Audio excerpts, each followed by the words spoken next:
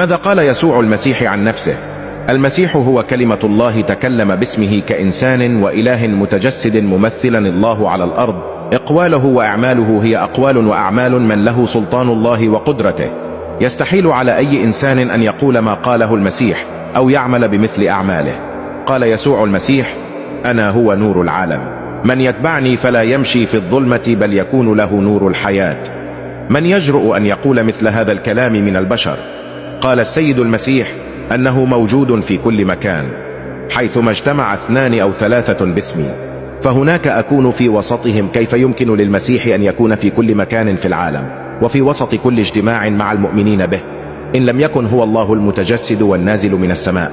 قال يسوع: أنا هو القيامة والحياة، من آمن بي وإن مات فسيحيا.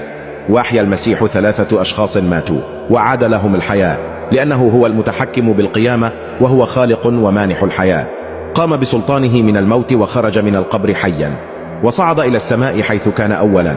عاش المسيح طاهرا قدوسا، لم يحمل سلاحا ولم يقتل أحدا كما فعل غيره من ادعاء النبوة. كان يجول في القرى والمدن يصنع خيرا ويشفي المرضى ويبشر الناس بملكوت السماء، يغفر الذنوب والخطايا ويشبع الجياع ويروي العطاش إلى البر. اسمه يسوع. بشر بولادته ملاك الله جبرائيل بأروع بشارة قائلا للعذراء مريم: الروح القدس يحل عليك وقوة العلي تظللك، فلذلك أيضا القدوس المولود منك يدعى ابن الله. قال يسوع عن نفسه: هنذا واقف على الباب وأقرع، إن سمع أحد صوتي وفتح الباب أدخل إليه وأتعشى معه وهو معي. إنه يدعو الخطاة إلى التوبة وفتح أبواب القلوب المقفلة لينضموا إلى رعية المسيح.